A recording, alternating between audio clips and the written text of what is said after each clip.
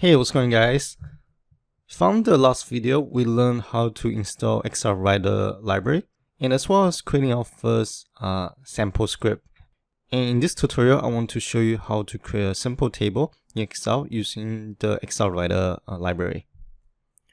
So this is the script that we created before.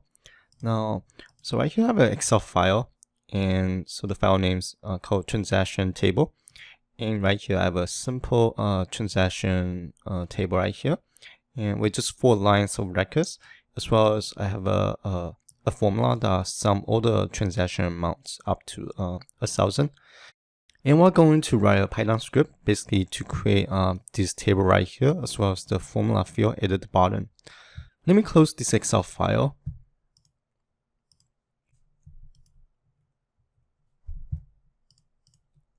And let's create a new Python script. And I'm going to code this script transaction table. Let's call this trans table.py. And so we're going to start importing a module. And I'm going to name the module. And here I'm going to create my workbook variable. So let's call this variable WB transaction. And we'll take the XlsxWriter module and from the workbook constructor, and let's name this file transaction table.xlsxx. And here I noticed that I made a typo. Okay. Now we need to add a worksheet. So from the transaction workbook, we'll use the add worksheet method. And let's call this worksheet transactions. So here to create a table, we need to create a list. So here let me grab the list variable. For each list, I have 3 items. And so here the first one, the first row will be the header. And the second list will indicating this the data that I want to enter in the second row. And this will go and be the third row, fourth and fifth, and so on. And I put the lists inside a tuple. So here is the tuple bracket, and I named the variable transactions. And next, I need to create my row number variable. So this is going to be like a row tracker. And so we're going to start with the first row, as well as the column number tracker. And to insert in the data, so we basically need to write a loop to iterate each line by line from the transactions variable.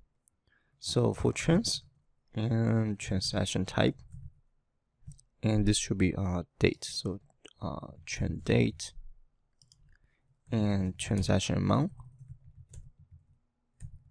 in transactions. And we're going to write the data to the first row.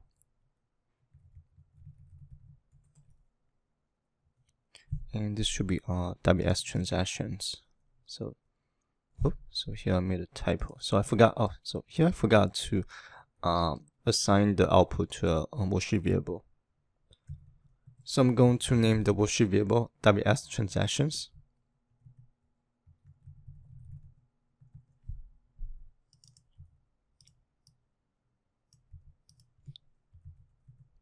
And from the transactions worksheet, we can use the write method to write the data. We're going to provide the row number first, and followed by the column number. And here we need to provide the value, so transaction date. And this is going to be the second column. And the row number will be the same, but the column number will be +1 because we want to insert the transaction type value to the second column.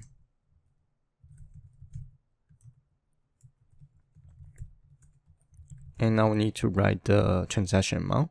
So here it's going to be the first row, and this will be the second column. So column number +2.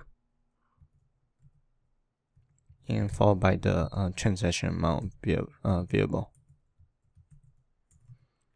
And once we insert the data of the first list, we need to increase the row number variable by 1,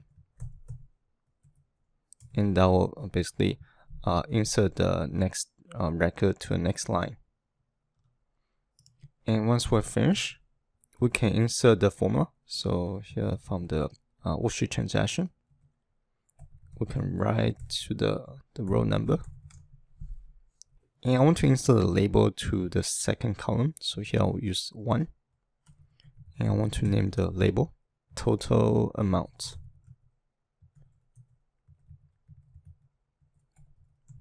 And for this column C, which is the third column, I want to insert the formula. We can insert the string of the formula. So the formula will be equal sign and sum from C2 to C plus the row number. And since the row number output is going to be an integer, so we need to convert that to a string. And here we need to close the formula with the close parenthesis, and that's it. So let me just double check. Oh, here I have an extra parenthesis. And close. And now we can save the Excel file. So from the WB transaction workbook variable, we can just close. And that's it. Now if I just run the script, and let me actually open the folder real quick. So here we don't have the transaction table Excel file exists in my XlsxWriter folder. Now if I run the program, oh, here's a typo. Worksheet object has no attribute writer. So let me, so here I made a typo. And let me try again. So if I run the program again, and this time the script executes successfully. So here's our transaction table Excel file. And in column A is the transaction dates, and column B is the transaction type and amount, and right here is our formula. So C2 all the way to C5. So this is everything I'm going to cover in this video. For the next video, I'll teach you how to format cells using the XlsxWriter library.